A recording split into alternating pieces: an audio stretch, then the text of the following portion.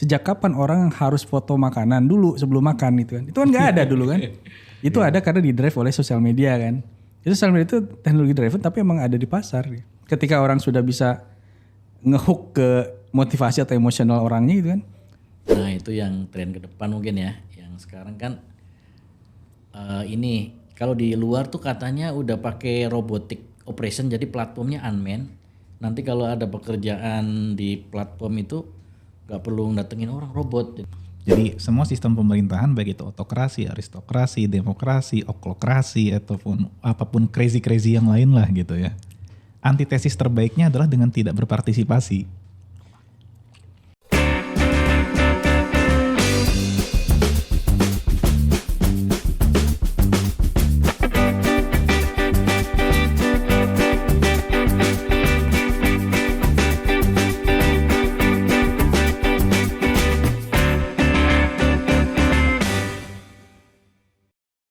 Selamat datang lagi di Pangkalan Johnny Random, saya Alan Perdana.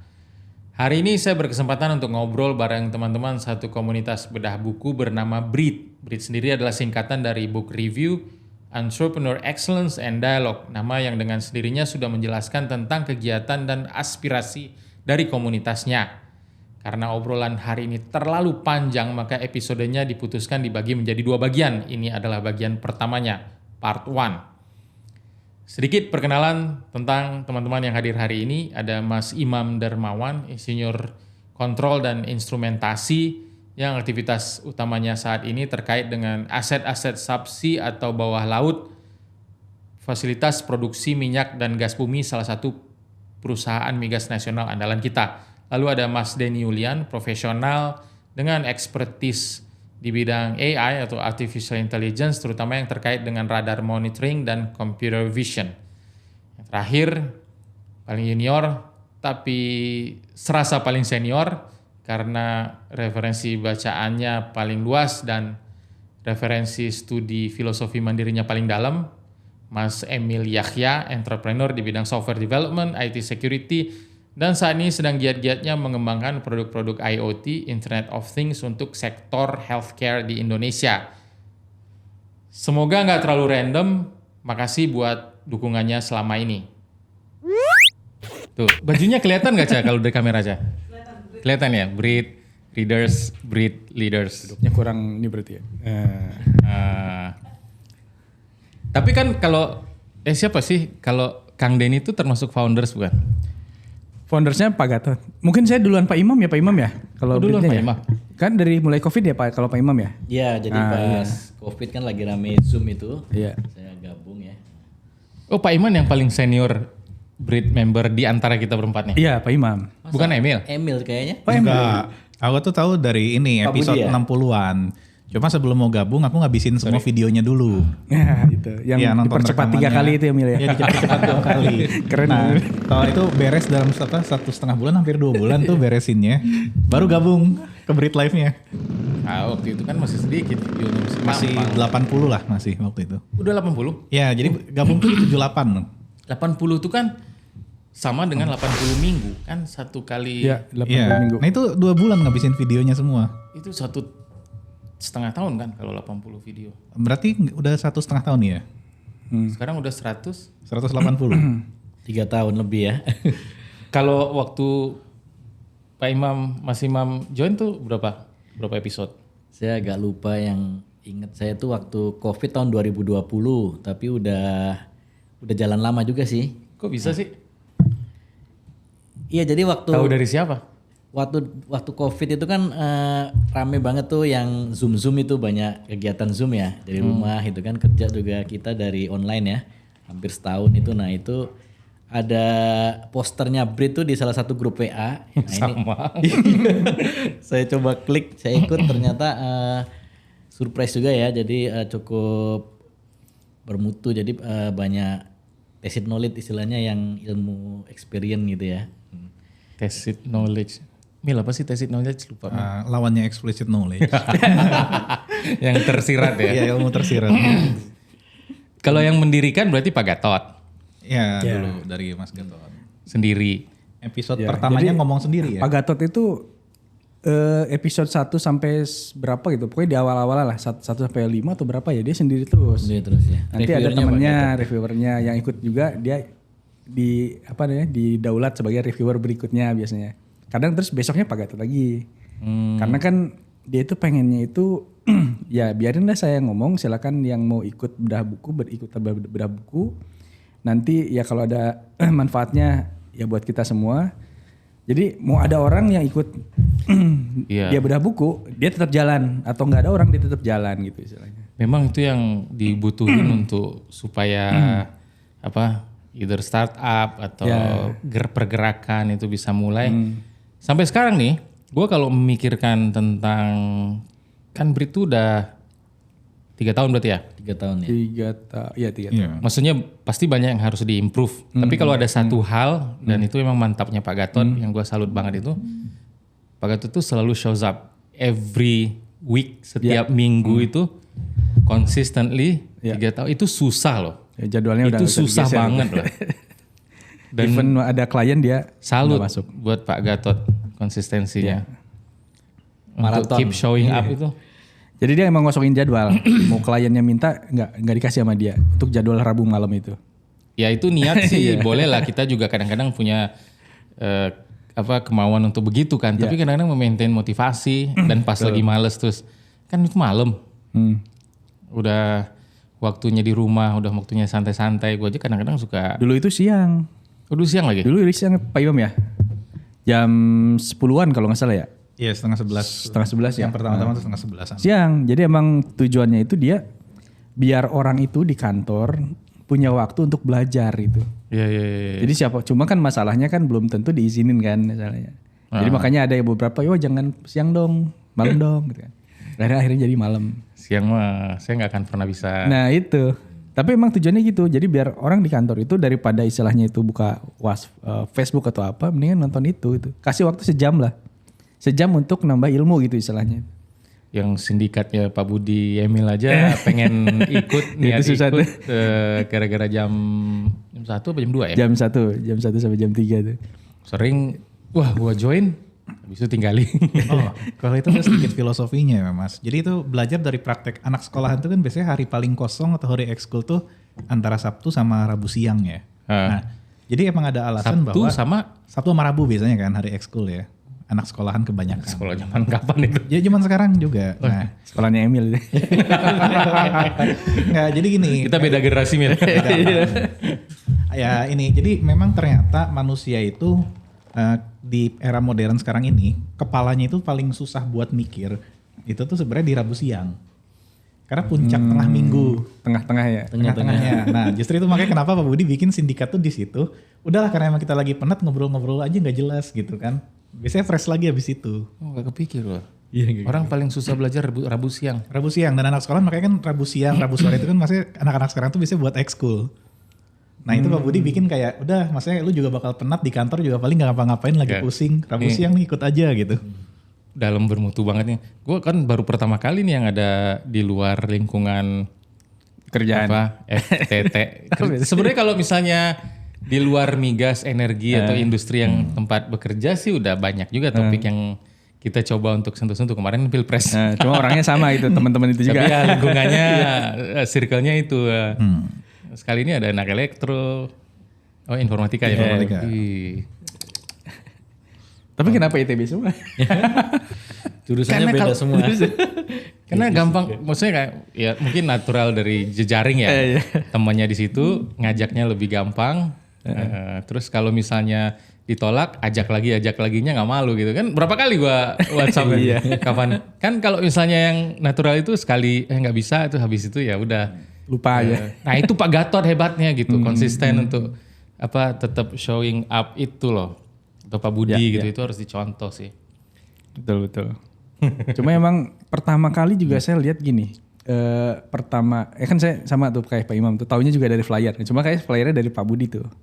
Dosen anak mahasiswanya Pak Budi loh ya. Pak Budi Raharjo tuh kan. Lihat ada itu pas judulnya yang long tail itu nomor berapa ya Pak Imam ya, dulu lama banget. Wah long tail nih Pak Budi nih ikut. Wah gila ternyata ada review buku bahasa Indonesia gitu.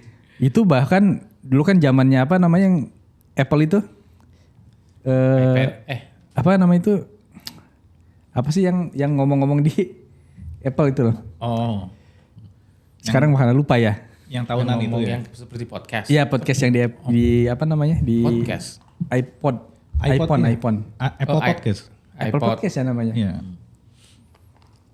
iPad, Bukan. iTunes, iTunes, bukan apa? Apa sih? Ada lah pokoknya kayak gitu kan. Yang cuma suara doang. Nah kayak gitu kan. iTunes U atau? Bukan. Ini berarti udah dilupain Pokoknya tuh. kayak podcast, Ya. ada orang, ada Ya. ada yang ngomong di rekamannya. Even kan di situ kan nggak seperti itu juga itu. Ada yang di bahasa Indonesia dan dia ada videonya gitu kan. Kita terus yang ketiga bisa interaksi gitu kan. Habis ngobrol bisa tektokan gitu. Keren juga nih. Ya dia selain apa? Habis direview kan ada guest. Nah setelah guestnya tuh diskusi tanya jawab. Nah itu banyak dari perspektif dari yang berbagai orang yang di Breed itu gitu. Itu menambah ini juga ya diskusinya itu ya. Ya. Kalau di Breed kan, iya, ya. Apalagi kadang-kadang kan kalau si Emil yang review buku, yang Denny yang review, ya kadang-kadang kita jadi nggak usah baca bukunya kan, karena lengkap banget. Cuma satu sebenarnya yang saya dapetin dari itu yang hook banget ya.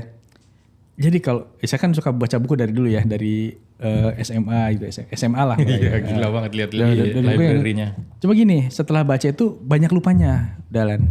Jadi saya lupa tuh apa yang udah saya baca gitu kan. Terus kadang lupa juga pas mau prakteknya. Nah ketika ikut Breed itu nempelnya lebih lama gitu. Buku ini nempel terus. Karena dibahas. Karena kita diskusi. Karena mungkin kita juga review gitu kan kadang. Terus dikritik sama Pak Budi. Iya. Ditongeng sama Pak Buntoro. Langsung nempel terus tuh. Jadi ketika kita bahas lagi buku yang lain. Relasiinnya tuh gampang gitu. Ini yang dulu. Gue pertama itu kan pas kan nggak aktif kan, cuman ngikutin aja, consume aja. Terus lihat nih, apapun yang dikasih, diterangkan sama atau di review, dijelaskan sama reviewernya, pokoknya Pak Buntoro pasti kontra aja. Iya. Pasti itu. Sama Pak Budi. Terus Devil advocate-nya itu. Pak Budi enggak ya? Pak Budi juga sih ya. Tapi lebih banyak Pak Buntoro sih, dan Pak Buntoro dengan mungkin persepsi atau salah juga, tapi mungkin yang terasa itu kesannya plus cynical atau sinismenya dari Pak Buntoro kan. Betul. Wah ini Nah sekarang ada Udalan tambah sinikalnya dari Udalan. Kalau saya sebenarnya senang loh itu bener loh. Iya perspektifnya agak beda. Bener loh senang banget. Wah ini bukan ada, sinis lah itu. Iya. Critical question. Ada critical perspektif question. lah istilahnya itu. Critical thinking. Jadi Kalau gue ada juga setujunya sih. Kayak tapi kalau Pak Bun itu bisa dibilang 99% pasti ada aja celaknya. Pokoknya dia devil advocate-nya lah bedanya. Jadi sekarang udah terbentuk tuh Pak Bun pasti kalau komen siap-siap nih ini pasti bertentangan nih. Biasanya Emil tuh yang dikontrakan sama Pak Bun. Iya itu enggak, Pak Gatot. Pokoknya Pak Gatot. apapun yang Pak Gatot bilang, Pak Bun kadang-kadang mungkin saya punya berbeda pandangan. Bukan bermaksud. Terus ini Kang Jaha belakangan muncul. Pertama bingung nih kalau Kang Jaha ngomong panjang banget tapi nggak jelas itu mau kemana arahnya. Tapi lama-lama akhirnya belajar memahami cara dia mikirin. Coach Jaha itu ngumpul mulai dari sindikat ya, Mil ya. Sindikat dulu baru ke Breed. Dan stylenya Mas Jaha kan sebenarnya men-set up kan. Jadi memang bukan kayak coach lah. Ya. Jadi memang men-set up supaya rame setelah itu. Gitu ya. Ya gala-gala coaching lah dia itu. Memang itu niatnya seperti itu. Memang stylenya untuk men-set up. Makanya kadang-kadang kurang ini poinnya apa ya? Kayaknya memang sengaja tidak ada poin kalau Mas Jaha itu. Berarti kemakan gue selama ini. Iya, kitanya yang kena sebenarnya. Dan ada satu lagi sih sebenarnya kalau di Breed itu yang saya dapetin itu ini apa namanya? Kan kalau kita belajar sendiri nih ya. Jadi kita kadang bingung ada buku apa nih kita ambil aja. Ini enggak kan nanti ada rekomendasi dari Pak Iwan, dari Pak Gatot. Itu kan orang-orang udah pengalaman semua gitu di dunia usaha kan. Jadi kita nggak buang-buang waktu di buku yang lain gitu. Saya sekarang fokusnya ke buku yang direkomendasi dulu aja. Karena itu emang dari mereka yang itu secara praktikal mereka gunakan gitu. Nah jadi itu salah satunya. Jadi wah ini kata Udalan kan buku itu udah ribuan ya per tahun kan. Iya banyak. Nah dengan adanya rekomendasi dari teman-teman Breed terutama yang udah kredibel lah. Jadi saya bisa fokus harus ini besok ini nih baca nih. Besok ini baca nih. Tapi kayaknya kan Gitu. kalau Kang Denny kan baca cepet kan masalah. Kayaknya si Emil baca cepet banget juga. Mau apa atau mau review, misalnya diminta review ya udah kirim bukunya ntar minggu depan gue review deh. Si Emil. Kalau Emil dia cepet, kalau saya lama sebenarnya. Sama dong gitu berarti. Sama kita. Cuma itu aja konsistensi aja sih sebenarnya. Iya, cuma kalau Mas Denny dari hati, kalau gue kan merek runneris kan sebenarnya. Ya kalau Emil bukunya apa aja kasih ke gue baca besok bisa. Kalau saya belum tentu bisa gitu. Waduh ini nggak kena nih nggak nempel-nempel. Itu beneran dibaca atau pakai ChatGPT doang? Ya kan nggak tahu kan kita. Nggak, Dua-duanya. kalau ini apa ya, beda sih. Jadi, nah sebenarnya yang paling mahal dari Brit itu memang yang menyampaikannya ya. Ya. Mau dia baca bukunya, pakai ChatGPT atau pakai apapun. Karena sebenarnya kalau kita baca buku bener banget kayak kata Mas Denny, dibaca berkali-kali pun gak akan pernah nempel sebetulnya. Nah cuma ketika kita emang udah nge-share itu, apalagi dikontrain, nah itu tuh biasanya kadang-kadang kita malah tau-tau sinaps di kepala tuh nyambung semua. Oh iya ya bener juga gitu kan. Tapi masa sih dibaca berkali-kali nggak nempel? Tergantung sih. Nempel sih. Kayaknya kalau dulu anak-anak pas kuliah kalkulus nggak nempel-nempel sih dibaca berkali-kali. Kalau aku mungkin mikirnya itu kalau bukunya bagus, berkesan, berkualitas itu nempel tuh. Kayak misalnya Thinking Fast and Slow itu kita pernah bahas juga. Ya. Itu kayak sampai sekarang itu jadi konsep atau jadi salah satu yang buat gua sendiri ya. Jadi nempel terus. Maksudnya oke, ini kalau kita terima apa tuh respon pertama tuh jangan terlalu dipercaya gitu. Sejak baca buku itu kayak merubah ini banget gitu. Mindset ya. Mungkin ada beberapa buku ya yang misalkan itu beda dengan bidang yang kita geluti. Nah contohnya misalkan yang The Almanac of Naval Ravikant ya. itu ya. Nah itu kan agak susah kalau misalkan orang itu nggak pernah masuk dunia startup misalnya. Jadi agak mumet dibaca buku ini loncat-loncat gitu. Tapi kalau misalkan orang yang biasa di startup atau itu tuh biasanya nyambung. Oh ini maksudnya. Makanya ketika dulu pas review, guestnya itu ini yang saya lakukan tiap hari kata siapa itu?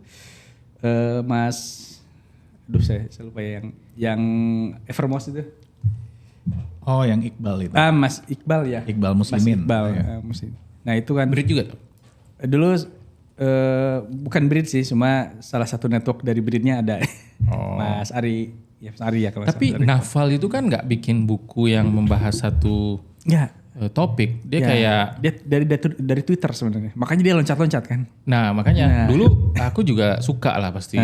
Karena seneng banget kalau membaca kalimat atau sentence yang dirangkai sama Naval itu kan. Ya, Apa ya istilahnya? Bagus buat jadi soundbite, tapi susah untuk ya itu. di-relate sama. Makanya kadang susah gitu untuk memahami hal tersebut kalau kita misalnya belum ada praktikalnya. Nah itu agak susah. Makanya dengan Brit itu orang jadi oh ini maksudnya ini gitu ya. Oh ini maksudnya ini. Itu yang mungkin kita biasa kalau baca sendiri nggak dapat dan nggak bakalan nempel karena susah. Harus dibaca berkali-kali tapi kita belum punya pengalaman di situ ya susah. Ya, tapi belakangan gue mencoba menghindari terlalu terpaku sama soundbite sih. Karena soundbite itu kayak TikTok material banget jadinya. Iya. Ya enggak, Mil? Ya gue nggak pernah ngikutin Naval lewat situ sih sebenarnya. Lewat mana dong? Gue Naval malah taunya dari Mas Denny dulu yang review. Ya dari Di Almanac of Naval Ravikant. Ternyata Ya, apa namanya aku baca. PDF-nya waktu itu kan ini kan. Ternyata free PDF-nya free. waktu itu kan. Ya udah akhirnya bisa baca bareng, dibaca bareng kan waktu di sesi Brit kan. Iya. Bukunya. meskipun nggak dibahas semuanya. Tempat apa dibuka-buka bareng lah gitu di sana. Cuma Naval itu lucu sih. Memang sebenarnya bukan gak terstruktur juga ya. Cuma kita emang harus agak sedikit apa ya ngelihat sudut pandangnya dia karena bagian-bagian yang duniawi logis itu semua ditaruh di depan. Yang nggak logis tuh setengah belakang gitu. Itu yang gak saya bahas. Yang setengah belakangnya nggak dibahas kan sebenarnya. Iya. Karena bagian yang nggak logis tentang apa gak tau keajaiban, keberuntungan Ya, gitu kan orang taruh di punya belakang. POV masing-masing lah kalau itu masalahnya. Nah, tapi banyak yang disampaikan sama Naval itu sebenarnya banyak juga di conventional wisdom Ya. yang ada di either traditional values kita di Indonesia. Contohnya misalnya apa ya? Jangan punya banyak keinginan lah. Kira-kira begitu di refresh-nya. Karena artinya kalau Anda declare Anda punya keinginan pengen Mercedes-Benz seri terbaru apa, itu sebenarnya dengan kata lain udah bikin kontrak dengan ketidakbahagiaan, ke unhappiness, karena you won't be happy sebelum kontraknya tercapai. Jadi mempunyai keinginan itu, apalagi kalau berkorelasi, apalagi kalau tambah terus gitu, itu artinya menambah kontrak dengan diri sendiri, with yourself, untuk tidak menjadi happy. Itu kata Naval kan. Ya. Ya benar, cuman Nah itu kalau kayak kata Pak Budi, it is as true as motherhood gitu. Kayaknya gue lebih banyak dapat dari Ustadz daripada sama Naval gitu. Kalau kata Pak Budi. Betul. Tajam banget itu kritik. ya emang Pak Budi bilang gitu. Seingat gue ya, jadi masa ini as true as good as motherhood gitu. Mana ada ibu yang jahat sama anaknya gitu kan.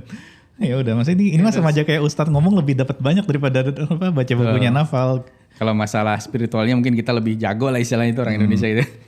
Ya waktu sempat ditanya kan. Jadi sebenarnya secara teknis tuh Naval tuh apa ya, kayak ngasih secret sauce-nya dia nggak sih di buku itu gitu kan. Kesimpulan kita bersama di forum itu kita nggak nemu secret sauce-nya. Ya. Tapi ada satu periode aku enjoy banget sih baca Naval. Tapi setelah sekian lama kok rasanya ya ini soundbite. Iya. Cuma emang ini sih Naval itu bagus untuk yang masuk belum bisa nembus barrier to entry pas mulai bisnis. Nah itu Naval tuh kayak ngasih tahu semua jalan yang mungkin dilaluin orang kan. Nah cuma kalau Buddha yang buat ngejalanin kayaknya mending belajar sama Ustadz sih. Motivator. Atau motivator lah ya. Quotes itu kan banyak menghibur tapi incomplete. Apalagi judulnya bukunya kan almanak gitu kan sebenarnya ya. Jadi bukan untuk diikutin. Dan itu bukan Naval aja kan. Hemat pangkal kaya.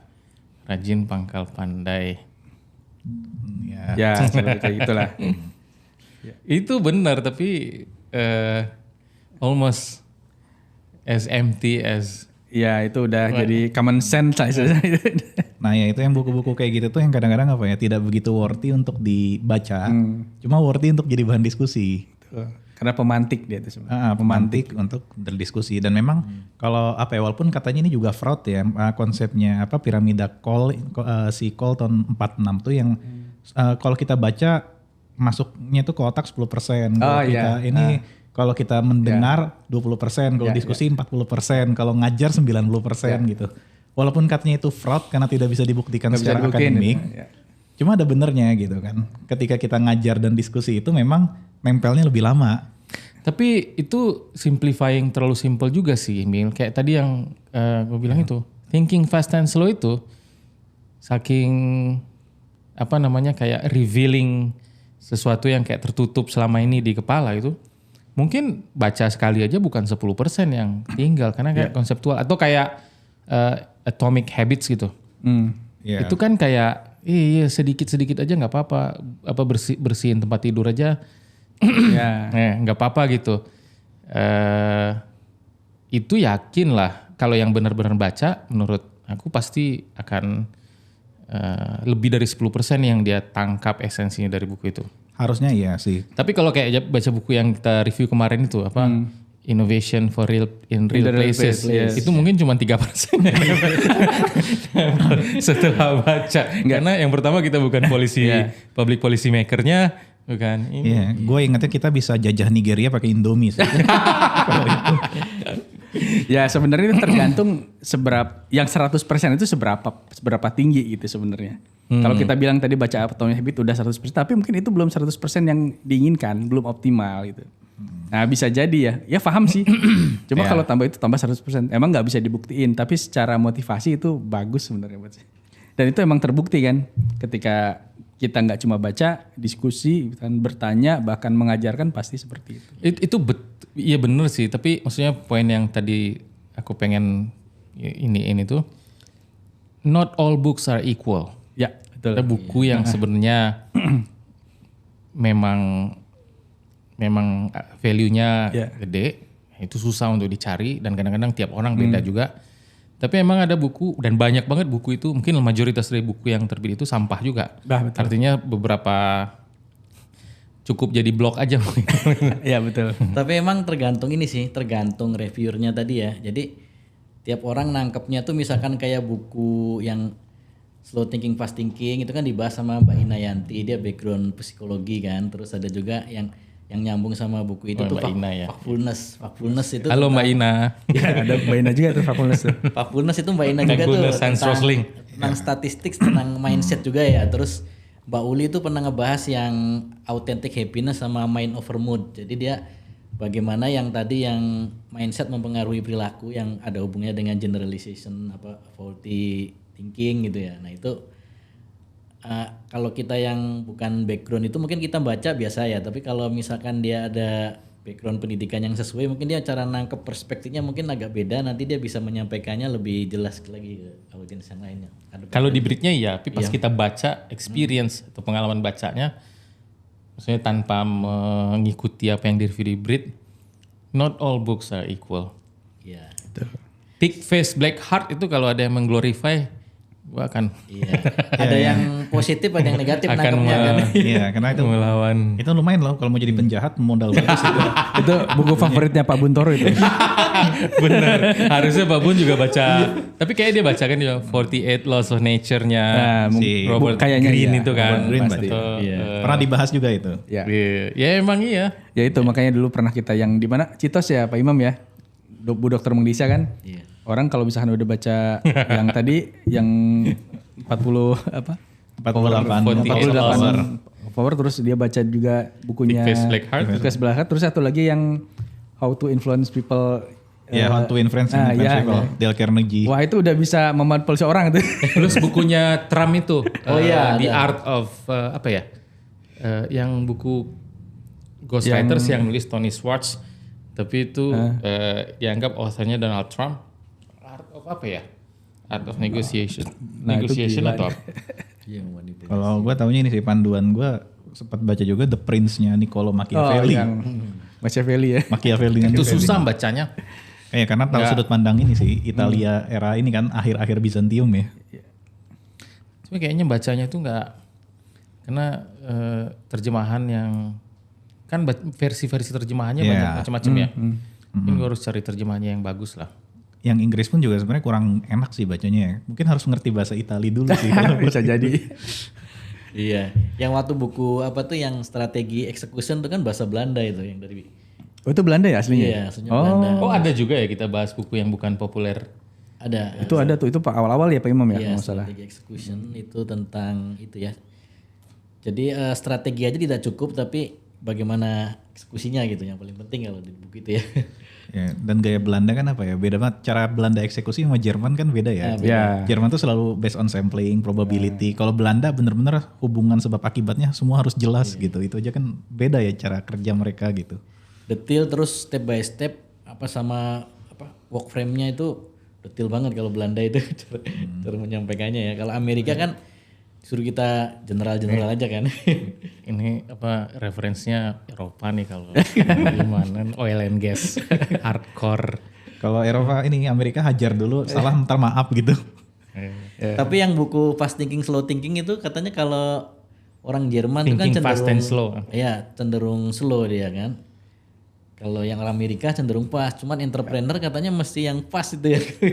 Karena dia take risk kan. Enggak, thinking fast and slow itu sebenarnya bukan tentang thinking fast and slow itu, thinking fast and slow itu kan pada dasarnya bikin kita sadar kalau ada sistem 1, sistem 2, Iya. dan kalau Amigdala sama prefrontal sistem cortex 1 itu lebih banyak turunan DNA gen survival kita yang bikin orang, ya. atau survival behaviornya. Kalau misalnya sistem 2 itu yang biasanya lebih pakai rasio kan. Rasional ya. Ya. Kalau Cuman kalau di Brit juga kan macam-macam kita bahas buku ya. Salah satunya tuh kalau yang marketing itu kan banyak banget ya. Itu yang biasanya yang Pak Satya di bawah yang ahlinya itu kan. Pak Satya Nah, itu mah kalau marketing itu legend teorinya lebih ke yang sistem 1 tadi tuh, yang fast thinking itu ya. Kalau yang jadi orang orang membeli atau menginginkan servis kita tuh bukan karena rasional thinking. gemoy. Ya itu nyambung sama buku yang dibahas Emil itu dan Ariely itu Emil ya. Oh itu ya. Irrational. Irasional tapi bisa diprediksi gitu. Ya kayak apa itu dua itu emang agak nyambung sih. Nah itu juga salah satu yang menarik ya. Jadi ada 2 poin nih. Kalau benar itu yang kayak kata Pak Satya Mas Imam. Jadi dari 3 funnel marketing dasar kan AIDA tuh awareness, interest, desire sama ini kan acquired kan. Itu sebenarnya 3 yang pertama itu tuh orang nggak rasional. Baru rasional tuh pas mau acquired terakhir itu ngitung-ngitung gitu. Betul. Jadi sebelum masuk proses ngitung-ngitung tuh sebenarnya 3/4-nya tuh memang tidak rasional gitu kan. Nah kalau bukunya si Dan Ariely sendiri sama si bukunya Daniel Kahneman Nah itu yang ini jadi menarik ya, not all books are equal. Sebenarnya isinya, mohon maaf nih, bukunya Dan Ariely itu isinya sampah sebenarnya. Common sense lah itu. Itu common sense semua. Percobaan dia tuh kebanyakan apa ya dilakukan secara ilegal dan dari ngerjain mahasiswanya gitu kan. Nah cuma pertanyaannya adalah kenapa predictably irrational itu lebih bisa diterima dan lebih banyak didiskusikan secara publik. Daniel Kahneman menang Nobel sih, dan Ariely ya enggak lah gitu kan. Nah cuma maksudnya kenapa Daniel Kahneman itu apa ya tidak sepopuler sih Dan Ariely yang sampai ada kelas khususnya di berbagai universitas top gitu kan. Oh ya gitu? Iya, dia emang sampai ada bukunya kelas khusus. Irrationally Sampai ada ini sampai ada mata kuliah khususnya. Jadi selama satu semester tuh ngebahas bab per bab. Padahal itu nggak bisa dipertanggungjawabkan juga secara ilmiah kan. mungkin ini kali Mil, banyak isinya atau statementnya yang ya bukan ngomong soundbite lagi kalau klise ya, tapi agak kontroversial ya. Kayak confession of the economic hitman Oh, atau The Hitman itu ya, yang Hitman itu kan juga top banget, terkenal banget kan. Itu kayaknya lebih gampang dicerna atau lebih menarik buat orang awam ketimbang buku buku-buku ekonom. Banyak juga kan equality atau inequality atau apa. Nah itu artinya buku itu belum tentu ada faktor kualitas, ada faktor mudah diterima gitu kan. Karena kalau kita mau nyari kualitas belajar marketing kan ya kita belajarnya dari Pak Philip Kotler kan, kitab legendarisnya kan. Legendaris. Principles of Marketing Management. Cuma kalau misalnya kita mau biar sekedar bisa nangkep doang ya baca aja Seth Godin gitu kan. Sebenarnya intinya sama gitu. Marketing is evil, apa namanya? Marketers are liar. It's liar. Marketers is liar. Paling cerdas kan isi podcast aja. Karena ada anak elektro, ada anak IF. Tapi poinnya gini, kalau sebenarnya yang tadi yang Dan Ariely itu ketika Emil bilang ya ini sampah sebenarnya. Tapi kenapa sampah laku gitu kan? Karena kan sebenarnya itu common sense. Kan orang saya juga mikir gitu. Ini buku apaan sih? Cuma ini kan common sense, cuma dibikin kayak semacam ada kontrolnya gitu. Ya psikologi kan gitu kan, ada kontrolnya, ada yang tes untuk tes case-nya gitu kan. Nah kemudian ketika di empiriskan gitu kan, orang kan jadi ini gue ada teorinya nih tentang ini gitu kan. Jadi kan mikir iya ada. Padahal biasanya tuh yang gitu. tanpa diteorikan pun itu emang sudah seperti itu. Iya, naturally ya. Iya, orang misalkan termotivasi oleh uang, ya udah emang dari dulu sampai gitu kok. Nah, sekarang dia cuma testing kan ke mahasiswanya, beneran gak nih? Ini orang kasih treatment ini satu, yang lain kasih treatment ini, tes. Ya orang dari dulu kayak gitu kok. Tapi sama juga ini. Sama buku Unfair Advantage juga gitu kan? Ya sama sebenarnya. Cuma mereka mengklasifikasikan itu yang sebenarnya dibikin. Tapi mengenai sampah tadi, mungkin agak ekstrim juga Ya, kalau bukan kita sampah describe lah. sebagai sampah sih. Mungkin lebih ke kayak junk food versus organic fresh food kan laku ya. McD kan pasti akan jauh lebih laku terus ketimbang kalau organic green atau apa ya? Iya. Salad gitu. Salad. Iya. Jadi kita sih naturally pasti akan punya kecenderungan Human naturally. junk food. Milih junk food. Itu KFC yang green aja tuh yang di Senopati kan udah bangkrut ya. Oh iya. Iya yang KFC jualan salad Oh gitu kan. iya. Gitu-gitu. Itu yang buku marketingnya Seth Godin kan memanfaatkan itu tuh, ya kan? Ya itu udah bukan DNA-nya sebenarnya dia. Iya, dia Hanya pasti hilang, lama-lama hilang juga. Ya. nyari sensasi lah itu Seth Godin. Cuma memang iya sih at some point kita nanti untuk cari yang lebih serius pengantarnya dari Seth Godin dulu gitu kan. Nah, begitu udah mau serius masuk Philip Kotler baru. Jadi Atau populer kayak McD sama organik tadi. Naturally pasti kita bakalan lebih sering makan junk food. Yes. Ya kan? Sekali-sekali baru karena lebih mahal juga yang organik atau yang makanan sehat kan. Iya bisa dibilang gitu sih. Kita nggak bisa ada rumput depan rumah kita ambil kita makan gitu kan. Sapi dong gitu. Ya organik lebih mahal pasti. Tapi memang jadi artinya kan kalau kita punya awareness itu kita untuk badan aja suka diet, suka memilih kan. Berarti untuk bacaan juga sebenarnya ada relevansinya juga kan. Harus punya reading diet, reading habit yang Nah, Makanya brand itu tadi saya bilang mereka ada rekomendasi dan orangnya kan kredibel gitu istilahnya yang beri rekomendasi. Jadi kita nggak kemana-mana gitu. Mau belajar marketing, oh ini bukunya. Mau belajar bisnis, oh ini bukunya gitu kan. Jadi seolah-olah ya kita nggak usah nyari dulu keluar nih. Kadang kita kan, wah ada buku populer tapi belum tentu itu yang dagingnya gitu sebenarnya. Iya, aku setuju sih. Barusan atau terakhir tuh lagi download sampel gara-gara Pak Budi Raharjo bilang dia lagi baca buku yang tentang Sam Bankman-Fried Sam itu Altman, SBF. ya. Yang Infinite apa? Ya Infinite Game ya. Bukan Infinite Game apa namanya? Infinite itu belakangnya. Yang Michael Lewis. Ya itu Michael Lewis kan, yang Pak Michael Budi Lewis terakhir ya. baca. Iya Michael Lewis yang Itu favoritnya Pak Budi tuh, pengarangnya itu. itu kan tentang Sam Bankman-Fried tentang apa namanya dulu itu apa exchange-nya Bitcoin atau crypto exchange-nya. Crypto exchange. Nah, Emil yang FTX. FTX ya ini tentang FTX. Ya gara-gara Pak Budi Ya, seperti itu. baca sampelnya sih memang menarik kayaknya bukunya. Ya, itu memang iya sih kalau kita bahas soal FTX, Sam Bankman. Artinya kan Bang Alan ini kan memilih buku itu karena memang rekomendasi kan Bang. Iya. Ya rekomendasi satu, terus pas topiknya ternyata agak sedikit nyambung kan kadang-kadang banyak faktor ya. Ketipu kripto gitu Bang. Abis lihat foto SBF dia di mana ya di adilinya di New York ya. Ya gue seneng sih itu, dia 100 tahun lebih di penjara, harus itu. Udah divonis. Vonis, udah. Tuh kan gila kan Brit aja bisa sampai bahas itu kan. Itu kan. Iya. Iya. Tapi itu belum dibahas ya. Belum, akan. Bukunya belum, mungkin nanti bisa lah. Udah dijadwalin. Udah dijadwalin. Oh ya. Oh itu yang Pak Budi dikasih Mas Fahrudin. Iya, dari Periplus. Iya. Iya.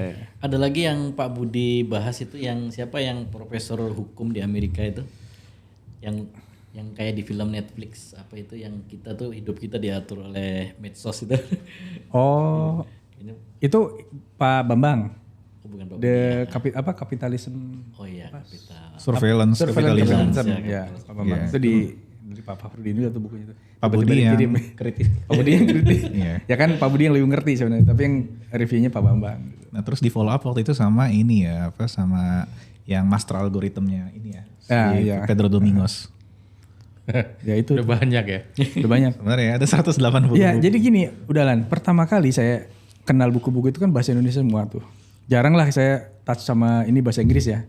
Kebrit kok, ini bukunya belum ada di Indonesia. Iya bahasa Inggris. Sampai sekarang ya, jadi setelah ikut 2 tahun Brit begini, saya ke Gramedia bingung. Bukunya udah saya baca juga. Karena itu udah duluan dibahas di Brit, udah duluan dibahas bahasa Inggrisnya gitu. Jadi saya dulu kepaksa gitu, harus bisa baca bahasa Inggris nih, padahal dulu malas banget gitu. Bahasa Inggris paling textbook aja kan saya terjemahin Google gitu. Nah sekarang gara-gara Brit, saya mau jadi baca buku bahasa Inggris dan akhirnya ngerti juga gitu. Dan ketika ke Gramedia saya sampai bingung. Buku apa yang belum saya baca ya? Kayaknya ini udah ketinggalan semua. Itulah. Baru diterjemahin ya. Ya itulah ya kerennya dia Brit ya. Karena kan orang baru keluar ya 2023 atau 2024 yang kemarin bahkan itu udah dibahas di Brit gitu. Kita coba yuk nanti mungkin tahun ini atau apa bikin satu eventnya yang agak mentereng gitu di mana gitu kayak. Boleh. Kayak TED. Boleh. Tapi memang fully curated, dikurasi juga presentasinya, dilatih siapa yang presentasinya. Ngapain kita punya cabangnya TED kalau kita bisa bikin kayak. Iya. Lanjut lagi dari. Setuju nggak sih kalau kita minta Pak Bun jadi sponsor utama? Boleh.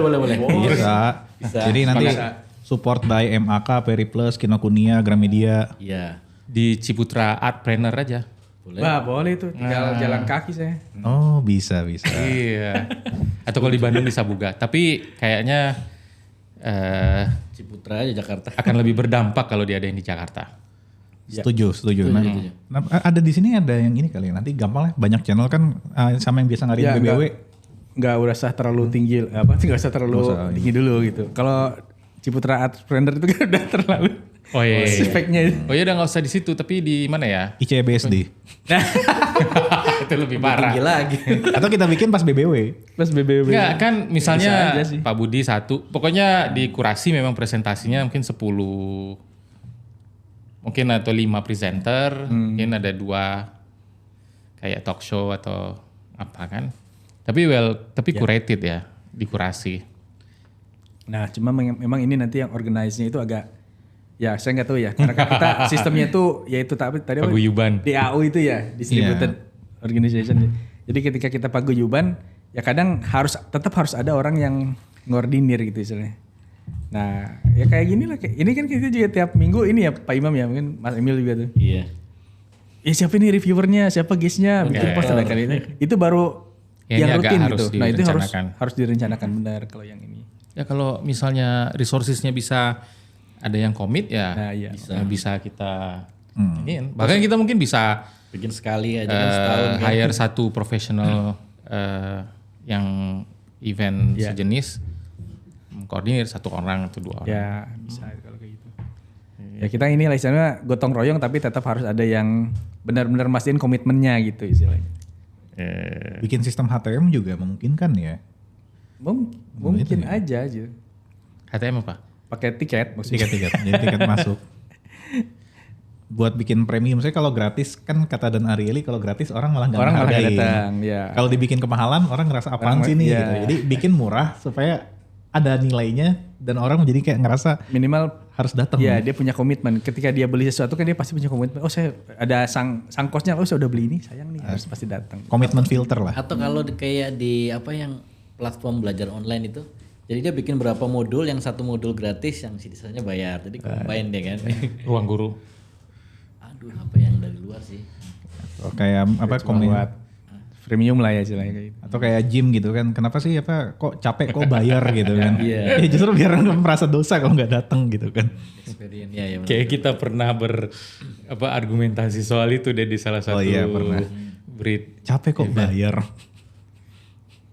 Ya kan makanya gym kan murah ya Pak Imam ya sekarang ya. Per bulannya cuma 200, 300. Tapi tetap kan kebayang, sayang nih udah bayar gitu kan. Iya. Kalau nggak datang sayang gitu. Tapi emang orang ini sih membeli experience ya. Kayak kalau saya kan seneng goes tuh, ada yang terkenal namanya Audax ya. Itu 200 Audax kilo. Audax itu ada yang 1000 kilo, 600, 200 udah kita goesnya semakin jaraknya panjang, bayarnya semakin mahal. Dan itu self support, kita nggak dapat apa-apa, nggak ada. Misalkan kita haus dikasih minum itu enggak, jadi cuma dikasih peta doang gitu. Tapi orang bayar mahal itu lisensi dari Prancis. Jadi yang kita bikin tracknya nanti dikirim ke sana, direview, dibalikin lagi, nanti kita cuma dapat GPX-nya itu, filenya itu. Itu kan kelihatan juga di ini ya, di Iron Man Ya, atau di maraton, event-event ya. lifestyle itu memang Gak masuk akal sebenarnya. menurut gue itu ujung-ujungnya kayak marketing lebih didominasi sama marketing. Iya. Kredibel organisasinya, nanti pengakuannya entah berbentuk sertifikat atau Strava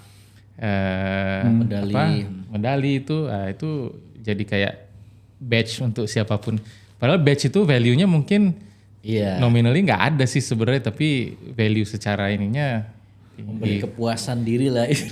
maksudnya itu juga bagian yang sebenarnya Brit kan, kalau ini kan mungkin komunitasnya baca ya, bisa jadi ditiru juga gitu. Zaman sekarang tuh lifestyle atau identity badge yang seperti itu bisa menjual kan. Antara emang untuk apa ya bukti kepuasan diri atau buat pamer ke temen tuh bisa sih sebenarnya dijual ya. Ya itu kan yang dibentuk oleh sosial media sebenarnya. Hal-hal yang makanya kemarin ketika diskusi dengan di grup ya, apakah itu harus teknologi driven atau market driven? Sebenarnya sosial media itu kebanyakan teknologi driven. Sejak kapan orang harus foto makanan dulu sebelum makan gitu kan? Itu kan nggak ada dulu kan? Itu ada karena di drive oleh sosial media kan. Itu sosial media itu teknologi driven tapi emang ada di pasar. Ketika orang sudah bisa ngehook ke motivasi atau emosional orangnya gitu kan. Wah saya perlu foto dulu nih. Karena dia punya social emotion atau sosial inilah. Dia harus dilihat sama orang gitu kan. Itu salah satunya kan. Ya kalau kayak di fitness itu kan, di tempat gym kan kita ada instrukturnya. Nah sekarang itu trennya virtual. Jadi coachnya itu by virtual, nanti dibikin kayak rekaman di YouTube-nya. Nanti kita jadi membership, kalau untuk mau buka aksesnya itu harus sebulan. Oh itu online ya? Apa namanya? Ya, virtual coach tuh. Kayak kita perlu join Emil. Iya. Kayak Ya, kita harus join lagi. Harus apa namanya? Ini kayaknya berdua nih olahraganya rajin nih. Iya. Wah saya gak pernah olahraga. Ya enggak, berarti gennya udah bagus ya. Kalau kita udah siap bulking mas.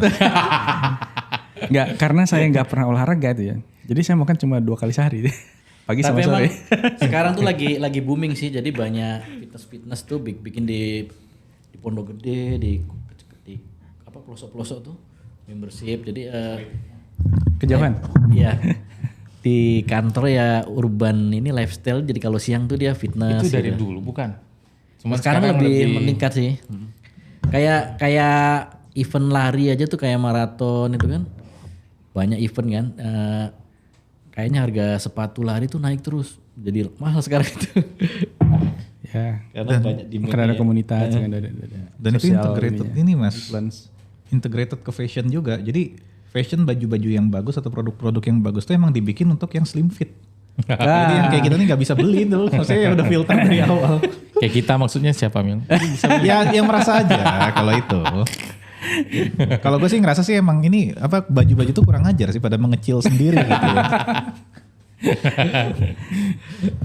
Jadi kalau masalah ini sebenarnya saya lihat ya tentang diet, tentang style seperti itu, saya tuh mikirnya gini. Kalau saya dari dulu punya prinsip diet itu harus bisa dilakukan seumur hidup.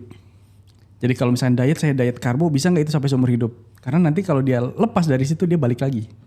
Nah kalau kita nggak bisa maintain itu seumur hidup, itu yang susah.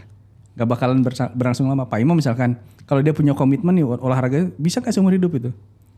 Makanya saya misalnya jarang olahraga, tapi saya harus punya behavior misalkan untuk makanan atau apa, yang itu bisa saya enjoy, dilakukan setiap hari, dan bisa lakukan seumur hidup.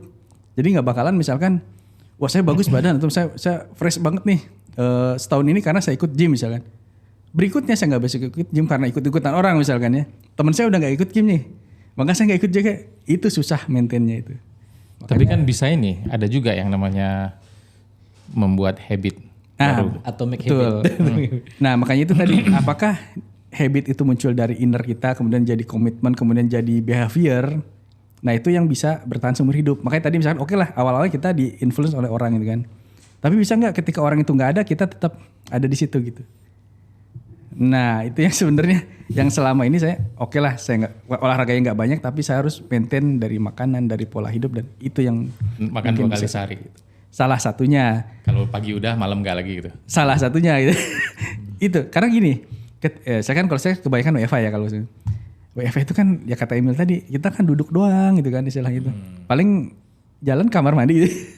Nah, istilahnya kan tubuh kita itu akan memproduksi sesuatu kalau misalkan kita terlalu banyak makan misalkan atau terlalu ya banyak mengkonsumsi sesuatu tapi kita nggak keluarkan di metabolisme kita, maka itu akan menumpuk kan. Nah, intinya gimana kita menyesuaikan dengan output yang kita hasilkan gitu.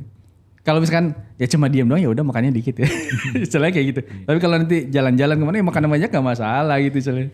Iya, Nah, makanya Pak Imam mungkin Kalau saya karena suka kuliner, jadi kalau bisa saya Nah, itu. makan itu saya nikmatin. Jadi saya mesti banyak gerak gitu. Jadi Nah. biar bisa makannya banyak, makan enak. Gitu. Olahraga karena sesuaikan sudah dengan bisa makan.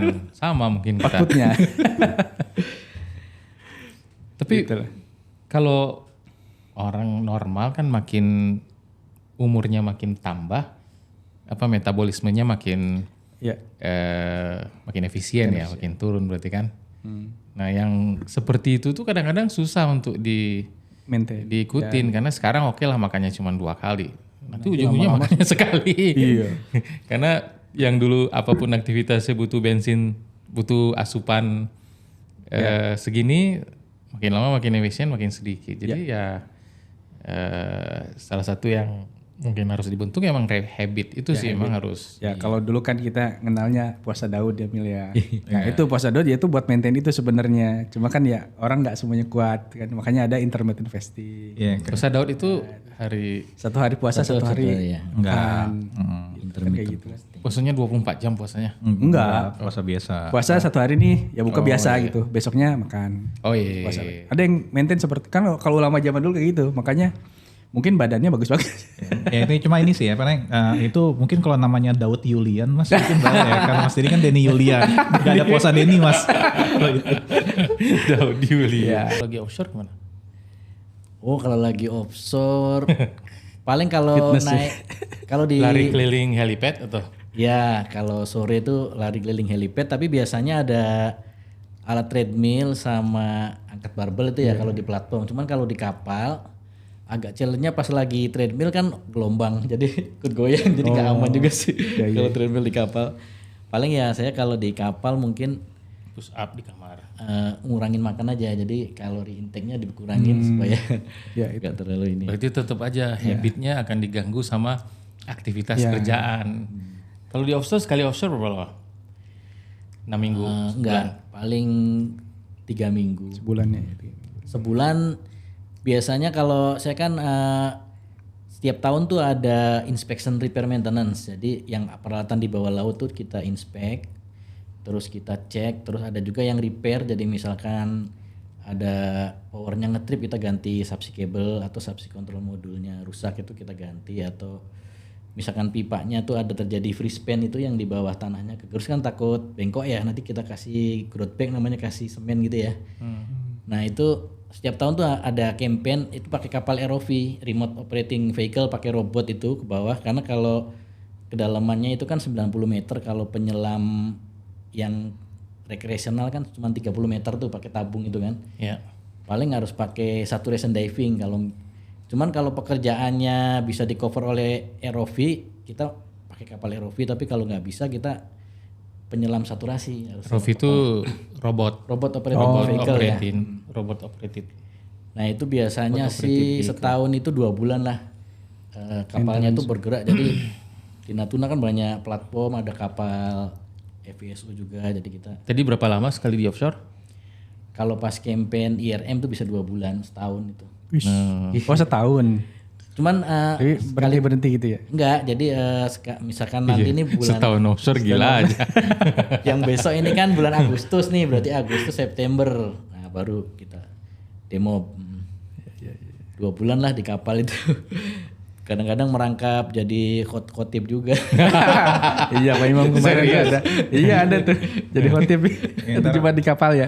Ntar lama-lama ganti jadi khotib dermawan. Dermawan kalau itu. Ini kita berdua migas nih. Biarpun sebenarnya kalau Mas Iman ini terlalu canggih Imam. kan. Kalau kastanya pekerjaan migas yang dikerjakan kita beda jauh. Oh. Geofisiknya. Enggak, kalau gue kan di ini kan well intervention lebih dalam sumur. Kalau subsea kan pakai ROV, pakai Semi submersible rig, kalau subsea intervention. zaman dulu pakai diver juga kan. Iya, jadi Diver pakai saturation diver. Jadi dia bisa menyelam sampai 100 meter, 300 meter maksimalnya. Diver loh. 100 Bukan meter? buat fun. Buat Sampai 300 meter sampai. 300 meter nggak sampai kayaknya. Gila. Kalau udah 300 ke atas harus pakai ROV si robot ya. Tekanannya udah tinggi banget. Nah jadi emang nyambung sama olahraga tadi ya, kalau manusia itu kan adaptif. Jadi biasa kerja di lingkungan atmosferik ini, begitu nyemplung ke bawah kan tekanan semakin tinggi. Sebenarnya manusia tuh bisa, cuman harus beradaptasi, cuman harus dikit-dikit. Jadi nanti dia dimasukin ke namanya chamber itu, tekanannya dinaikin. Jadi 1 minggu tuh dia beradaptasi dengan tekanan tinggi seperti di bawah lautnya itu. Setelah terbiasa baru dia bisa nyelam gitu. Dulu ada Denny manusia ikan. Emil nggak tahu deh kayaknya. Belum. Belum ada Emil. Generasinya beda. Beda. Gue mulainya tuh maksudnya Panji manusia milenium. Ya Meli. Sama Saras. Saras 008. Mr. Black maksudnya. Emang kita beda banget generasinya, Mil. Itu profesinya tuh ada commercial diver namanya tuh, bisa jadi Mahal itu hariannya. Iya, yang penting kita sertifikasi underwater diving. Nanti udah dapat sertifikat sama dengan yang dulu ngisi di Brit tuh Saska itu ya. Oh Saska. Nah dia tuh sertifikasinya ROV pilot. Jadi dia mengoperasikan robot operating vehicle itu. Calon Ketua IA. calon ketua IATB ya. Jadi itu yang termuda kan dia. Termuda banget. Saska tuh dia ROV pilot, jadi dia dalam setahun tuh mungkin kerja 2 bulan. Nah karena bayarannya mahal, daily rate-nya mungkin untuk setahun bisa tuh hidup. Yang profesi-profesi gitu kan makanya kan? bisa ini kan self funded campaign untuk ketua IAITB kali. Kalau itu aman lah. ROV pilot tuh aman sih ya. Kayak main game katanya, kayak dia seneng main game ngikutin. Dia ngumpulin duit dari ROV pilot, dia habisin bikin Laptek Indie. Itu di Bandung ya? Di Bandung Laptek Indie. Iya. Tapi dia jarang ikut di acara atau di event breed. Ya itu ya kerjanya antara jadi pilot atau ngurus ini labnya dia. Tadi startup dia terkenal. Iya terkenal gitu. Konsultan. Mungkin itu ya secret sauce-nya Saska tuh bisa apa ya, bisa ngegas asal-asalan muncul sana sini gak mikirin profit tuh ya karena dari ROV pilot kayaknya. Masih sampai sekarang? Masih sih. Oh gitu. Jadi kalau yang waktu saya naik kapal kan profesi-profesi gitu kan freelance ya. Dia mungkin ya dalam 1 tahun dia 2 bulan nanti ikut kapal, habis itu dia free gitu. Jadi bayarnya daily rate berdasarkan di kapalnya itu kan. $1,000 sehari gitu. Nah macam-macam tuh, ada ROV pilot, ada third party apa yang representatif tuh geofisik survei itu ada kan, ada offshore construction manager, ada inspektor tim, ada macam-macam di kapal itu untuk yang pekerjaan bawah laut. Jadi kita sewa kapalnya sama orang-orangnya itu untuk pekerjaan yang di bawah laut lah. Karena kalau di facility di atas kan ada rusak tinggal datengin. Kalau ini kan di bawah laut nggak bisa kita langsung nyelam gitu. Harus pakai ROV itu disewakan dulu kapalnya. Pekerjaan kita keras. Tapi sebenarnya kalau kita mau bisnis seperti itu tuh ada ini, kita dikasih kemudahan karena ajas sabotase. Jadi kapalnya tuh harus bendera Indonesia, nggak boleh tuh kapal asing tuh. Nah, jadi kalau kita Tapi kita mau bisnis itu gimana? Beli kapal dulu gitu. kapalnya nggak perlu beli, bisa sewa. Cuman mungkin kayak ROV-nya mungkin kita perlu punya, nanti kan ditaruh di kapalnya itu kan, robotnya itu. Bisa beli bekas juga bisa, kan disewain mahal tuh. Ntar kita bicarain sama Pak Bun. Selanjutnya. Ya katanya mau diversifikasi kan. Beli kapal aja. Ajak Saska. Ya. Pilotnya Saska bener-bener. Bisa di joysticknya bisa dimainin dari Bandung, malah nggak usah ke offshore deh. Nah itu yang tren ke depan mungkin ya. Yang sekarang kan ini kalau di luar tuh katanya udah pakai robotic operation, jadi platformnya unmanned. Nanti kalau ada pekerjaan di platform itu nggak perlu datengin orang, robot. Jadi Di remote, di remote dari jauh ya berarti ya. Harusnya bisa sih. Mana orang perang aja sekarang cuma pakai drone doang kan? Iya. Sama yang sekarang itu yang electrical itu, misalkan tegangan tinggi kalau mau maintenance, kalau orang kan bahaya, robot itu kalau kesetrum robot kan nggak apa-apa. Itu kayaknya dulu di elektro jurusannya apa? Apa sub jurusannya apa? Itu Automation kalau robotik controller ya. biasanya. Kontrol ya. Kontrol. Kalau ini apa? Kontrol. Kalau saya telekomunikasi. Oke. Telkom ya. Telkom. Jadi Telkom tuh paling banyak dulu kalau di elektro. Nah, kontrol tuh memang dikit. Kalau yang di Telkom itu yang mafianya anak elektro tuh anak dari Telkom. Mungkin iya. Karena itu bayangin ya, dari 200 tuh 180 Telkom. Dari berapa? Subjurnya 200. 180-nya Telkom. Betul. Dulu ya zaman saya. 20 dong yang dibagi-bagi yang lain kan, ada biomedis, ada Iya. Ya 200 lebih sih kalau dulu. Kuat, Sih. ada 200 lebih, kebanyakan Telkom itu. Telkomsel ya. Ya, karena yang ya tergantung marketnya lah. Marketnya banyak di Telkom kan, dulu kan Telco ya maksudnya. sekarang masih.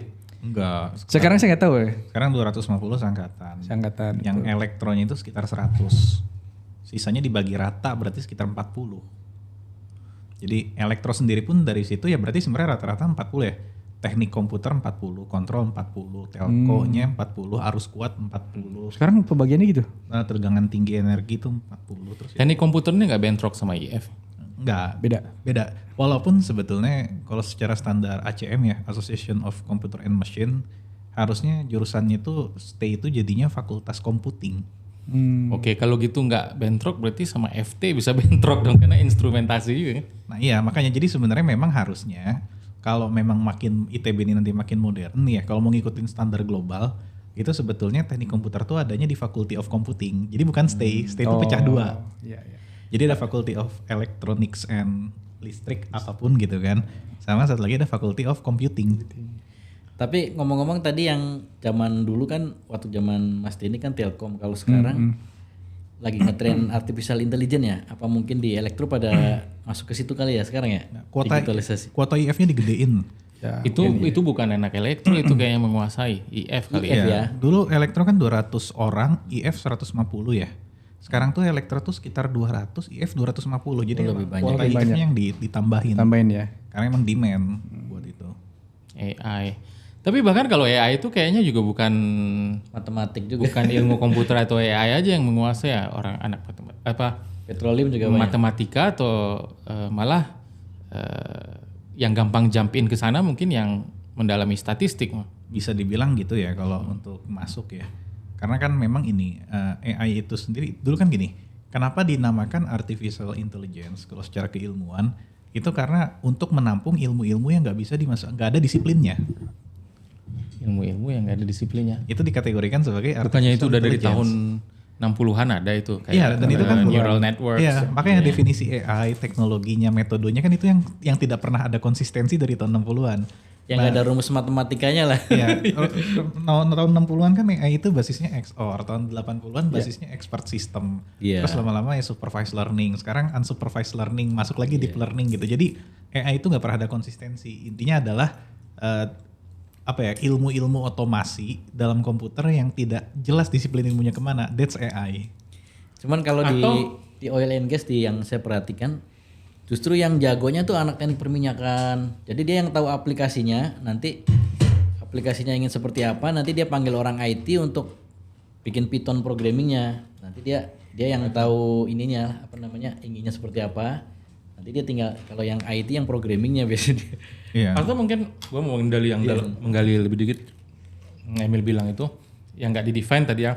Atau mungkin karena saking general purpose-nya, saking manfaatnya umum banget AI, makanya nggak bisa terdefinisikan. Karena memang bisa menyapu ke semua sektor.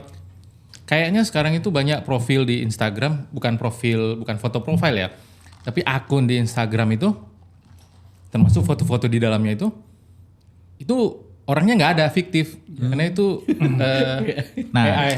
Jadi gini, kalau dulu itu jadi gini, itu yang menarik ya. Dulu AI tahun 60-an tuh udah nggak ada, berubah jadi logic design. AI tahun 80-an udah nggak ada lagi, jadi disiplin sendiri namanya supervised learning atau expert system. Iya, Yang tahun 2010 tuh udah nggak ada lagi sekarang. Nah, jadinya jatuhnya itu machine learning. Iya, maksudnya. Yang sekarang tuh yang basisnya neural network tuh bisa jadi udah bukan dikeluarin dari AI.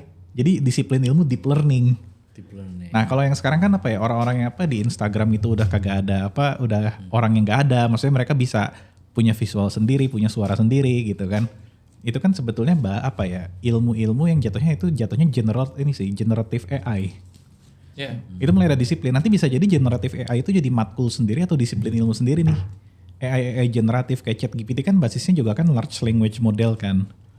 Nah itu sendiri kan udah mulai dikeluarin tuh NLP, LLM gitu kan dari definisi yang AI. Jadi AI itu kayak kayak disiplin sementara untuk menampung yang belum ada disiplinnya sebetulnya. Tapi kalau di universitas saya perhatiin kayak ITS tuh buka data scientist. Jurusan tuh sama IPB juga data science. Nah itu data science itu dulunya AI. AI. Begitu, kenapa itu masuk AI? Karena dulu gini, orang statistik gak bisa ngoding, orang ngoding gak ngerti statistik. Begitu dua itu udah mulai, orang statistik belajar ngoding, orang ngoding belajar statistik, muncullah ilmu sendiri yang namanya data science. Dikeluarin lah data science dari AI. Kalau QuickCon maksudnya mana QuickCon? Kalau itu mah masuknya ini itu basic ini sampling statistik kan. Stratified cluster standar lah kalau itu ya. Nyoblos kemarin. Ya jadi kalau misalkan ngomongin AI tadi ada data scientist, sebenarnya itu kan kalau saya ada namanya data rocky ya. Itu bisa macam-macam dari AI itu. Ada data engineeringnya nanti, data scientistnya, machine learning engineer-nya, ada AI spesialisnya, banyak lah. Cuma di Indonesia data scientist itu yang melakukan semuanya. Padahal di luar enggak gitu. Itu ada jobnya masing-masing. Tim ya. Betul. Sebenarnya kalau yang bagus tuh di first timnya itu ada matematika ahli kan, ada komputernya, ada yang aplikasinya di mananya gitu kan. Ya, itu kalau itu apply AI kalau itu biasanya. Nah, tapi kalau untuk AI-nya sendiri biasanya untuk development, training dan lain-lain tuh biasanya timnya itu. Jadi nggak bisa hanya satu orang yang spesialis di data scientist, enggak gitu. Nah, cuma di kita karena itu belum populer gitu ya. Kalau di luar, makanya kalau kita lihat OpenAI itu kalau dilihat jumlah orang itu ada puluhan bahkan sampai ratusan. Itu ngerjain itu doang gitu. Dan banyak kan profesor, doktor gitu kan. Kan nggak mungkin mereka mengerjakan itu semua dalam satu mereka mungkin mengerjakan itu dari ujung ke ujung gitu. Ada bagian-bagiannya yang ngurusin infranya, yang ngurusin datanya, yang ngurusin algoritmnya. Nah, itu semua beda-beda orangnya tuh. Makanya tadi ada data rocky itu namanya. Tapi sampai kapan ujungnya nanti yang orang-orangnya nggak dibutuhin lagi, tapi yang ngerjain itu AI-nya sendiri. Nah itu kan menarik. AI kan bedanya sama software biasa kan, kalau software atau program manusianya yang mendefinisikan if A sama dengan B. Tapi kan AI kan bedanya adalah program buat program kan. Ya. Itu sebenarnya kan dari AI itu kan ada sekarang ada Narrow AI ya, Artificial Narrow AI ANI ya. Sekarang ada AGI kan. Artificial General itu AGI Intelligence kan? Betul. Jadi kalau ANI itu yang narrow itu ya tadi itu fungsinya buat klasifikasi misal kalau mana sih anjing mana kucing misalkan yang paling simpel itu ANI. Nah kalau sekarang itu multipurpose gitu, multimodal gitu. Estimasi Itu yang sekarang mulai masuk prediksi. ChatGPT, konklusi, bikin generate text misalkan, image dan lain-lain. Nanti ada lagi satu lagi ASI namanya. Super intelligent. Ini kapan nih kita bisa sebenarnya kalau podcast begini diganti AI karena udah pernah ditonton sekali atau pernah lihat episode beberapa kali. Itu sudah mendekati. Ya, jadi gini. Kita useless dong nanti. Betul. Ya, jadi gini. Awalnya pertama kali AI muncul itu kan orang langsung bilang, oke semua bisa nggak semua di replace kecuali yang kreatif misalkan. Lah sekarang AI bisa bikin puisi, bisa bikin image, bahkan yang kemarin Bisa juara bikin musik, image kan. lagu, Iya. ya. Yang juara apa namanya lukisan tuh kan dari AI itu yang dulu. Fotografi. Iya fotografi itu sekarang. Nah itu hampir semua bisa di replace. Apa yang nggak bisa di replace? Ada orang yang bilang filosofinya. Gitu. Jadi orang itu nanti yang mengarahkan AI itu kemana? Itu orang yang bisa tidak digantikan. Gitu. Tapi sebenarnya kalau yang sekarang ya, yang digantikan oleh AI itu adalah orang-orang di profesi yang mereka tidak menggunakan AI. Dokter akan digantikan oleh dokter yang menggunakan AI. Untuk diagnostik ya. Nah, ya nanti misalkan engineer akan digantikan oleh engineer yang bukan AI. Sebenarnya yang sekarang seperti itu. Nah, tadi yang dibilang kapan kita bisa podcast itu mulai sekarang bisa terjadi. Kayak jadi kemarin baru keluar papernya tuh mulai. Jadi sekarang itu kita belum bisa katakanlah ya belum kuat lah ya memorinya untuk menganalisa video gitu kan. Nah, sekarang udah ada metodenya yang itu bisa masalahnya adalah compute engine-nya kan. Ya. Nah, makanya sekarang diakalinnya itu dengan cara bikin algoritmnya yang bisa memudahkan itu menganalisa video itu. Jadi efisiensi lah. Nantinya kalau misalkan quantum computing itu benar-benar keluar tuh, nggak ada lagi masalah itu. Artinya nanti sebenarnya kalau podcast yang isinya Alan sama Denny gitu, nanti bisa dibikin di-generate sama sendiri. Kita nggak perlu ada ya. Betul, karena dia bisa menganalisa video, bisa generate video kan sudah ada sekarang yang kemarin Iya, namanya Sora yang dari OpenAI kan, itu sudah bisa generate video. Nah nanti cuma itu masih terbatas. Masalahnya kan processingnya ya. Nanti kalau misalkan dia sudah bisa LLM-nya sudah bisa jalan itu kan, kemudian Soranya dia bisa menganalisa juga videonya kan ada feedback tuh. Puas-puasin bisa bikin jadinya. podcast sebelum Itu bisa terjadi. Apalagi nanti kalau udah metaverse kayaknya masuk di situ nanti. Cuma kalau Quickcon cocoknya masuknya fakultas agama sih kalau di Indonesia masih enggak, alasannya jelas karena itu orang udah tahu hasilnya sebelum hari pemilihan. Tapi kenapa sih itu kemarin ke golput? Oh, mungkin pertanyaannya beda deh. Ada memang beberapa teman yang golput juga. Ica pasti bukan golput ya. Bentar. Golput ya. Golput itu maksudnya yang kan ada yang putih, ada yang biru tuh, ada yang nggak jelas tuh. Warnanya ganti-ganti tuh. Yang mana nih maksudnya golput itu? Yang nggak nyoblos atau yang nyoblos tapi tiga-tiganya. Pokoknya pengen supaya void aja pilihannya. Ada beberapa teman atau saudara juga yang memang golput tuh yang mungkin bagi dua kategori. Ada yang apatis atau nggak sensitif atau udah nggak sensitif, udah numb gitu, udah mati rasa gitu kemanapun itu nggak ada efeknya. Tapi ada satu lagi bagian yang ngerasa ya siapapun yang dipilih atau pengennya mau ngapain tuh tapi kita helpless, nggak punya power untuk merubah keadaan, jadi kayak desolate gitu ya. Nah, kenapa golput? Enggak, karena ini kalau kita bicara filosofi, gue pengikut Plato. Jadi semua sistem pemerintahan baik itu otokrasi, aristokrasi, demokrasi, oklokrasi ataupun apapun crazy yang lain lah gitu ya. Antitesis terbaiknya adalah dengan tidak berpartisipasi. Karena ketika kita lagi otoriter, ketika kita tidak berpartisipasi, maka kita memberikan kontribusi terhadap kan otokrasi itu lahir dari ketidakmerataan power ya.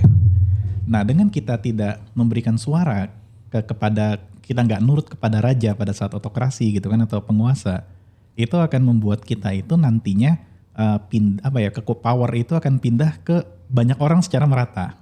Begitu juga pada saat demokrasi atau anarki, ketika power itu terlalu tersebar, ketika kita itu tidak ikut berpartisipasi, itu akan membuat apatisme itu akan membuat power itu akan terkumpul kepada satu orang yang paling layak sebenarnya. Belum paham. Jadi artinya golput itu buat Golput supaya itu adalah memindahkan power dari tempat yang sudah saturated ke tempat yang lebih segar sebetulnya. Bukannya sebenarnya orang memilih untuk aktif berpartisipasi dalam pemilu itu Untuk perubahan. untuk menentukan itu. Enggak, kalau menurut Plato, ketika kita berpartisipasi kepada sistem pemerintahan apapun, baik itu yang otoriter, kerajaan ataupun demokrasi, itu justru akan malah men-seizing atau membuat durasinya lebih lama. Tapi kita kan udah dalam demokrasi sekarang. Belum tentu kan, kalau misalnya kita lihat kerajaan tuh rata-rata bertahan 45 abad. Kita demokrasi bahkan setengah abad kan baru belum kan. 1 abad belum Indonesia berdemokrasi. Ini panjang kalau diterusin. Tapi sebenarnya yang kayak Emil bilang itu efektif kalau misalkan itu sudah menjadi mayoritas. Betul. Golputnya. Ya. Kalau misal kan demokrasi itu sebenarnya nggak boleh. Nah, yang namanya sistem demokrasi itu nggak boleh mayoritas sebenarnya. Sebisa mungkin harus ada positioning, oposisi sama yang incumbent. Ketika itu menjadi mayoritas itu bukan demokrasi lagi sebenarnya. Gak bakalan seru itu. Nah makanya kalau golput tadi mau menyingkirkan tadi yang misalkan oke lah ini gak bakalan, kita tidak berpartisipasi, tapi kalau kita jumlahnya masih sedikit, itu justru menguntungkan orang yang men-setting itu dari awal. Yang gitu. bisa mengorganize diri ya. Mengorganize diri itu. Nah ketika sudah oke golput, ada partai keempat namanya ada pilihan keempat namanya golput. Nah kayak yang di mana tuh yang pemilunya dianulir gara-gara kebaikan golputnya itu. Oh itu yang ada sistem kota kosong ya? Sistem kota kosong itu. Nah, bisa efektif kalau seperti itu. Jadi ketika sistem kota kosong maka diputuskan bahwa selama 1 periode harus status quo autopilot. Pilot. Nah itu pernah kejadian. Di Indonesia? Enggak di Indonesia. Di Indonesia kota kosong selalu kalah. Kalau di kita ya. Nah dan ini itu terbukti dari sejarah ya. Karena Senat People of Republic Roma dulu sebelum masuknya era kerajaan Caesar dan lain-lain. Itu kan demokrasi. Dan itu sempat dirobohkan oleh golput yang udah terlalu banyak tidak percaya kepada senat yang saling bunuh-bunuhan satu sama lain. Nah, di satu sisi kerajaan pun pernah dirobohkan oleh golput. Itu pada kapan? Pada saat Louis XVI kepalanya dipenggal di Prancis. Revolusi industri. Jadi memang golput itu adalah bentuk terbaik untuk menjadi menjaga kestabilan terbaik dari suatu pemerintahan sebetulnya. Tapi itu relevan gak sih di kita sekarang? Kayaknya di setiap zaman akan selalu relevan sih. Maksudnya di pilpres itu di pemilu-pemilu kita. Selama kita bayar pajak relevan sih. Kalau nggak bayar pajak baru itu yang jadi masalah kan. Makin hari yang ada itu adalah tingkat partisipasinya malah makin tinggi. Nah tingkat partisipasi makin tinggi itulah makanya justru harus ada tetap orang-orang yang memang untuk tidak berpartisipasi. Dan gue memilih buat itu. Out of the box. Artinya ya oke, tapi kan kalau pengen yang seperti itu pengen merubah kan artinya? Iya supaya perubahan itu selalu terjadi. Nomor 1 dong. Hah? Ya enggak juga kan kalau kita perubahan. Kalau kita milih Perubahan. Ya beda maksudnya masih kurang. Bukan itu gitu. yang maksudnya. Iya itu masih perubahan dalam box lah, belum di luar box lah. Di WhatsApp di grup itu di grup Telegram ya gitu. Emang Emil kadang-kadang suka kontroversialnya kalau demokrasi itu adalah sistem pemerintahan yang paling disukai menurut kitab suci. Enggak, kalau itu gampang gini. Kalau gue ada yang nanya, Mil tolong lu bisa nggak cariin hujah-hujah dalam agama Islam yang mendukung demokrasi. Gue keluarin semua dari Ali Imran, Al-Maidah nggak gue keluarin. Nah kalau misalnya ada yang nanya, Mil, lu bisa nggak mendukung buat demokrasi itu invalid? Gue sembunyiin semua Ali Imran, yang Al-Maidah doang yang gue keluarin. Bisa gitu kalau itu. Jadi artinya kan sebenarnya dalam agama sendiri pun sebenarnya menurut gue ya, kalau di Islam tuh juga kan membebaskan kita mau dengan sistem apa aja. Yang penting kalau ada penguasa, dia minta pajak, kita harus patuh sebenarnya. Nah itu yang gue pegang. Jadi yang penting gue kalau ada pajak disuruh bayar gue patuh. Ya emang ada ini itu diskursus lama ya maksudnya itu terkait dengan sistem pemerintahan antara HTI yang dulu ada di sini kemudian sekarang bubar gitu kan. Itu pasti akan ada seperti itu. Ada yang mungkin sekarang garis keras yang menentang demokrasi sama sekali. Tapi kalau dipikir-pikir emang sistem apa sih sekarang yang berhasil di sekarang yang ada di dunia ini ya, yang mungkin bisa menjaga stabilitas negara itu. termasuk juga gonjang-ganjing juga gara-gara demokrasi juga gitu. Tapi misalkan yang dibilang misalkan yang ekstremis garis kelas atau Islam kanannya itu kan, ini harus khilafah atau apa, tapi masalahnya sekarang nggak ada kan. Nah itu kita bisa lihat misalnya demokrasi itu mungkin secara detailnya yang harus kita perbaiki misalkan. Ya saya seperti pernah di ini juga itu kan. To some extent kan di Tiongkok, di Cina itu ya mungkin bukan sama agamanya, tapi itu kan kayak kekhalifahan, mirip kekhalifahan juga. Nah tapi sampai sekali kayaknya beda itu. Tahu Mil, gimana Mil? Ya enggak, kan agak filosofis nih Emil yang paling. Kalau misalnya kan kalau mau yang praktis ya di agama Islam itu kan yang tidak boleh tuh menentang pemerintah yang legitimate. Ya. Jadi kalau emang yang legitimatenya raja, disuruh raja apa harus nurut. Kalau yang legitimatenya presiden minta apa ya nggak boleh nolak gitu. Nah, jadi kalau yang gue pegang itu gitu. Nah cuma kalau masalah pilihan, karena semua opsi pilihan itu diperbolehkan. Ya. Nah itu sih, jadi apa yang nggak ada larangan. Contoh demokrasi ada. Kalau misalnya kita belajar dari sisi agama kan ya, Nabi Muhammad itu pada saat di Mekah itu kan sistemnya aristokrasi. Ya. Atau mungkin malah oklokrasi, karena apa ya rata-rata mafia dagang semua kan sebenarnya pas di Mekah. Pas di Madinah sistemnya itu di awal-awal itu malah sistemnya parlementer, karena itu dibagi jadi 3 negara federasi kan. Federasi Yahudi, Federasi Ansor, sama Federasi Muhajirin. Di akhir-akhir barulah sistem kekhalifahan. Itu bahkan belum sistem kekhalifahan dulunya gitu. Itu masih sistem anarki. Yang penting ada contoh satu, semua ngikut contoh. Setelah Rasul meninggal baru sistem khalifah gitu kan. Nah bahkan Rasul pun pernah tinggal di Habasyah untuk beberapa waktu yang dia nurut sama rajanya gitu pas di sana. Nah artinya kan apa Habasyah ini di mana? Habasyah ini di Mesir. Oke. Jadi dulu agak geser ke bawah Afrika. Jadi memang dulu sempat hijrah ke Habasyah 1-2 tahun gitu kan, karena ini Mekah nggak kondusif nih. Tapi Rasulnya nggak ikut ya. Cuma sahabat doang. Sahabatnya nggak ikut karena apa namanya mau dagang apa aja diboikot gitu kan. Ya udahlah cari negara barulah buat dagang gitu kan. Ya udahlah akhirnya dagang di sana.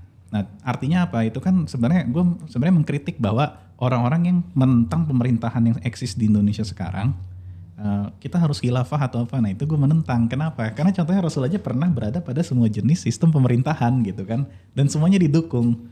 Dan gak pernah menentang sama sekali gitu. Siapapun pemimpinnya dia harus nurut. Nah artinya kalaupun gue tinggal di Indonesia, walaupun gue golput, gue akan patuh bayar pajak, gue patuh aturan pemerintah. Kalau presiden nyuruh apa gue ikut sebenarnya. Tapi nyuruh nggak golput bukannya presidennya. Selain itu ya. Nyuruh nggak golput? Iya. Kan Ya. di TV itu jangan golput katanya. Ya itu kan anjuran, bukan larangan. Kalau golput di penjara ya mungkin gue enggak gitu. Cuma kalau misalnya golput tidak di penjara kan ya gitu. Ya walaupun ada sih katanya kalau nyuruh orang golput bisa bisa masuk penjara sih. Cuma kan gue nggak nyuruh, cuma ngasih tahu kalau gue golput. Gue ngerti sih, maksudnya adalah paham dikit-dikit. Tapi kalau misalnya yang lebih realistis tuh menurut pendapat gue ya tetap pilih yang mana yang rasanya paling spektrumnya paling deket sama apa yang diinginkan. Kalau enggak ya artinya either kita udah mati rasa, artinya nggak peduli sama siapapun yang berkuasa, atau merasa tidak punya kekuatan atau helpless, nggak akan bisa ngefek apa-apa yang kita kerjain.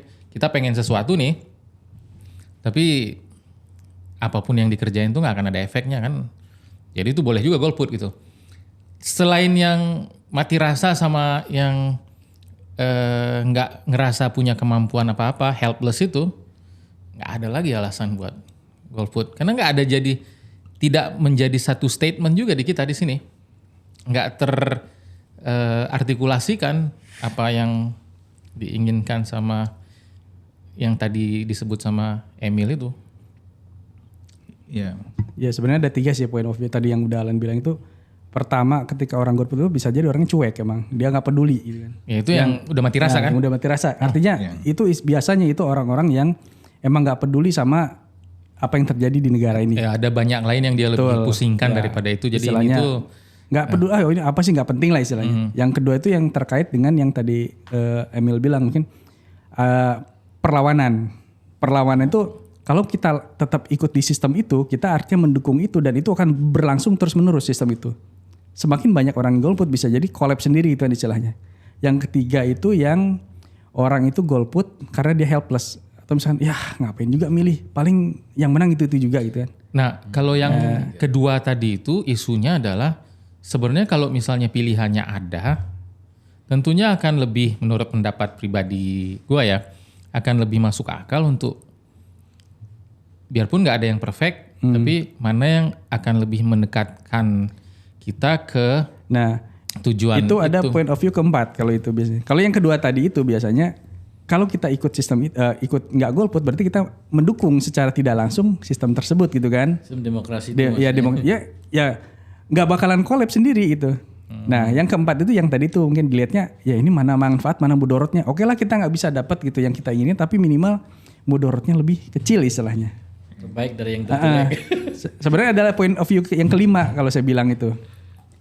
Nah cuma ini lebih personal sebenarnya. Yang tadi Emil bilang itu saya nggak mau nih ikutan ini karena menurut saya gitu kan. Kalau saya terlibat di sini berarti saya mendukung atau apa. Tapi kalau di point of view yang kelima ini kita lihatnya ya yang ini secara personal itu. Istilahnya ya saya ikut yang penting pertanggungjawaban saya selesai gitu. Saya milih ini nanti di akhirat saya ditanya gitu. Kenapa kamu golput atau kenapa kamu milih A? Ya saya bisa jawab gitu. Saya milih A misalkan karena ini. Tapi secara pertanggungjawaban saya gitu kan. Itu udah selesai gitu. Yang menang siapa terserah gitu. Kita udah berusaha semaksimal mungkin dan kita mungkin kalau nanti golput ada punya argumennya sendiri nanti di hadapan Tuhan. Kenapa kamu gak milih golput ya? Kalau saya milih ya yang menurut saya misalkan sesuai dengan yang terbaik menurut saya secara ini ya udah. Oke selesai tugas saya di situ selesai gitu kan. Berarti tapi sosial nanti yang menentukan ya itu. Setelah hari ini pilpres atau pemilu-pemilu selanjutnya gue bakal makin mumet mikirin. Karena pilihannya makin tambah banyak. Karena ini sih kalau gue ngelihatnya simple sih.